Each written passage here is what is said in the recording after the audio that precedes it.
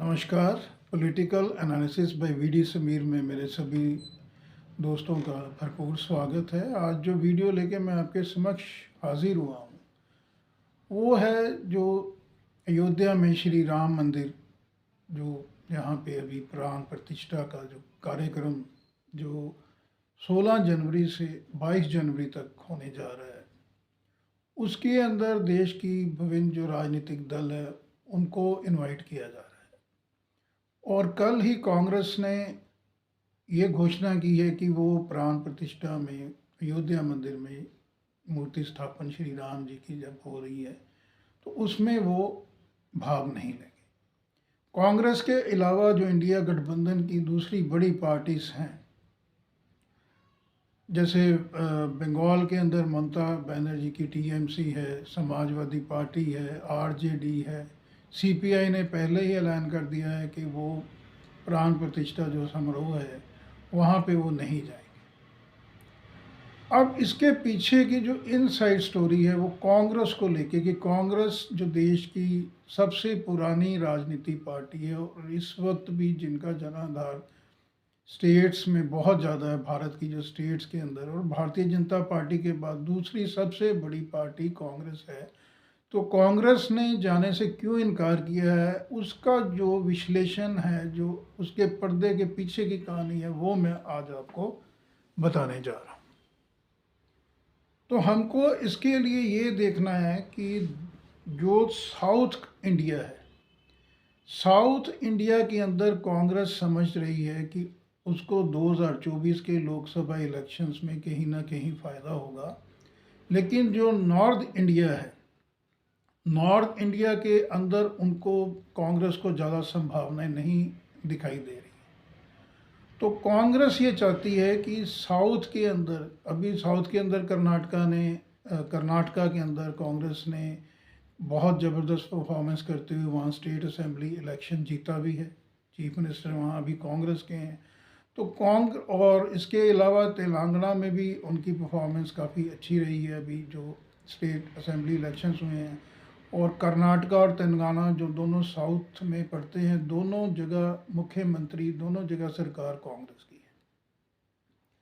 तो कांग्रेस को ये लगता है कि साउथ के अंदर वो अच्छी तरह पेनिट्रेट कर सकते हैं, वहाँ पे उनको काफ़ी ज़्यादा संभावनाएं दिखाई दे रही हैं। तो मैं आपको बताना चाहता हूँ कि साउथ के अंदर इस वक्त 132 सीट्स लोकसभा की हैं। केरला के मैं क्रमशः आपको बताता हूँ स्टेट वाइज। केरला के अंदर 20, आंध्र प्रदेश के अंदर 25, कर्नाटका के अंदर 28, तमिलनाडु के अंदर 39, तेलंगाना के अंदर 17 और क्रमशः एक एक पौंडीचेरी, लक्षद्वीप और अंडमान निकोबार में है। तो 132 सीट्स होती हैं। 2019 का जो लोकसभा इलेक्शन हुआ था उसके अंदर कांग्रेस को 25 सीट्स मिली थी 132 में से। तो कांग्रेस को जैसे मैंने बताया कि टोटल सीट्स हैं 132 और 25 सीट्स मिली थी कांग्रेस को 2019 में।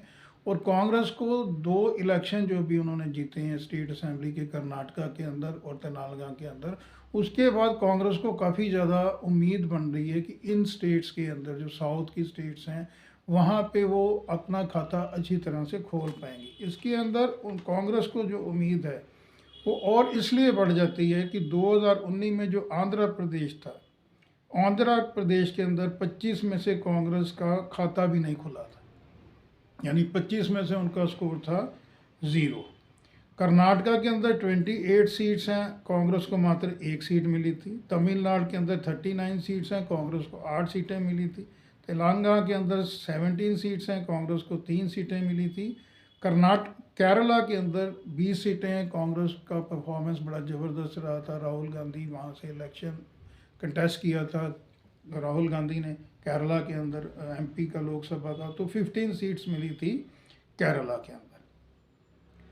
तो एक तो ये साउथ इंडिया का जो प्रेशर है वो कांग्रेस को प्राण प्रतिष्ठा में वहाँ पे वो इसलिए नहीं जा पाए। उसके बाद कांग्रेस को ये लगता है कि जो माइनॉरिटी, जो मुस्लिम समाज है, जहाँ जहाँ उनकी पॉपुलेशन ज़्यादा है, जैसे बिहार के अंदर है, उत्तर प्रदेश के अंदर है, महाराष्ट्र के अंदर है, वेस्ट बंगाल के अंदर है, तो इन जगह भी कांग्रेस को लग रहा है कि उनकी जो टैली है वो बढ़ेगी। जैसे बिहार के अंदर 40 सीट्स हैं लोकसभा की, और 2019 में कांग्रेस को वहाँ से एक सीट मिली थी। उत्तर प्रदेश के अंदर भी जो मुस्लिम पॉपुलेशन है वो काफ़ी ज़्यादा है, तो उत्तर प्रदेश के अंदर 80 सीटें हैं, कांग्रेस को 2019 में मात्र एक सीट वहाँ से मिली थी। महाराष्ट्र के अंदर 48 सीट्स हैं लोकसभा की, कांग्रेस को एक सीट मिली थी। वेस्ट बंगाल के अंदर कांग्रेस को मात्र 2 सीटें मिली थी। तो कांग्रेस एक तो ये समझ रही है कि प्राण प्रतिष्ठा जो अयोध्या में श्री राम लला की जो मूर्ति की वहाँ स्थापना हो रही है मंदिर में, वहाँ पे नहीं जाने का आधार एक तो साउथ इंडिया है। साउथ इंडिया के बाद इनको कांग्रेस को लग रहा है कि उनकी इंडिविजुअल कांग्रेस की performance, I am not talking about India as a gathbandhan, Congress को अपना जो आधार है वो बढ़ने की संभावना लग रही है, क्योंकि बिहार के अंदर भी लग रही है उनको, उत्तर प्रदेश के अंदर लग रही है, साउथ के अलावा बिहार, उत्तर प्रदेश, महाराष्ट्र, वेस्ट बंगाल, जहाँ जहाँ मिनॉरिटी मुस्लिम समाज की संख्या ज़्यादा है, वहाँ वहाँ भी कांग्रेस को ये लग रहा है कि उनकी सीट्स बढ़ेगी। तो ये, और दूसरा क्या है कि दूसरा उन कांग्रेस को देखें, कांग्रेस एक बड़ी थोड़ी मेच्योर, बहुत पुरानी पार्टी है, मेच्योर पार्टी है, सीजन लीडर हैं कांग्रेस के। कांग्रेस को ये लग रहा है कि अगर वो चले भी जाते हैं प्राण प्रतिष्ठा समारोह में, तो उनको वहाँ पे जाने का फ़ायदा तो कोई नहीं होगा, घाटा ज़रूर होगा, क्योंकि साउथ इंडिया में जो सीट्स बढ़ने की संभावना है वो भी कम हो जाएंगी। उत्तर प्रदेश, बिहार, महाराष्ट्र और बंगाल के अंदर भी जो संभावना है वो भी कम हो जाएगी। और जो कोर हिंदू माइंडसेट का वोटर है, जो भारतीय जनता पार्टी के साथ 2014 से जिसका बहुत ज़्यादा झुकाव भारतीय जनता पार्टी की तरफ से है, स्पेशली 2014 ऑनवर्ड्स, वो इंटैक्ट भारतीय जनता पार्टी के पास ही रहेगा, उनके साथ ही जाएगा, उसी आइडियोलॉजी के साथ जाएगा। तो वो जो एक जिसको बोल सकते हैं कि जो हिंदू समाज का जो एक कट्टर वोट बैंक है जो बीजेपी के साथ है, वो फिर भी उनके साथ इंटैक्ट रहेगा, और कांग्रेस को वहाँ से भी कोई फ़ायदा नहीं होगा, और माइनॉरिटी कम्युनिटी भी हो सकता है कांग्रेस को लग रहा है उनसे नाराज़ हो जाए, तो जिससे खासकर उत्तर प्रदेश, बंगाल, बिहार और महाराष्ट्र में भी उनको उसका लॉस होगा, और साउथ इंडिया में तो डेफिनेटली उसका लॉस होगा।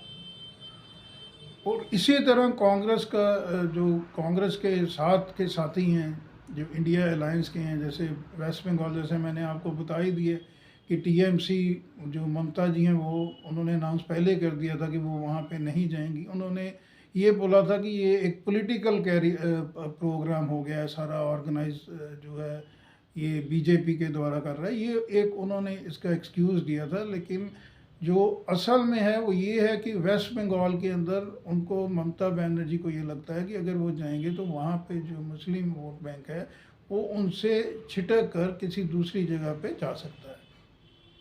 इसी तरह आरजेडी ने बोला, तो आरजेडी का भी यही है कि वहाँ माए जो समीकरण, मुस्लिम यादव समीकरण है, मुस्लिम जो वोट बैंक जो लगातार 1990 से आरजेडी के साथ है, वो छिटक के कहीं और जा सकता है। उत्तर प्रदेश में भी कमोवेश यही स्थिति है। तो पॉलिटिकल पार्टीज़ किस माइंडसेट से, किस फ्रेमवर्क से वो अपना जो रणनीति तैयार कर रही हैं 2024 के लोकसभा इलेक्शंस में, ये उसी जो वो कहाँ पे कौन सा प्यादा फिक्स करना है, कौन सी चाल चलनी है बड़ी अच्छी तरह, क्योंकि ऑपोजिशन उनको पता है भारतीय जनता पार्टी और जो एनडीए का गठबंधन है वो इस वक्त बड़ी स्ट्रॉन्ग पिच पे है। तो इंडिया का जो गठबंधन है, इंडिया की जितनी भी पार्टीज हैं, वो कमोवेश इसी स्थिति में है। एक शिवसेना को अगर हम छोड़ते हैं, शिवसेना को छोड़ के बाकी जो पार्टियां हैं वो इसीलिए अयोध्या में नहीं जा रही हैं कार्यक्रम, भव्य कार्यक्रम में, ताकि जो उनकी राजनीतिक ज़मीन है जो पहले ही बड़ी खिसी हुई है, वो खिसक के बिल्कुल ही बहुत सीमित ही ना हो जाए। तो ये जो आज का जो चर्चा मैंने आपके समक्ष पेश की है, मुझे लगता है कि आपको भी ज्ञानवर्धक कहीं ना कहीं ज़रूर हुआ होगा, और जो इनसाइड स्टोरी है इसी तरह मैं अलग-अलग जो राजनीति मुद्दे हैं वो लेके आपके समक्ष हाज़िर होता रहूँगा। धन्यवाद। Thank you.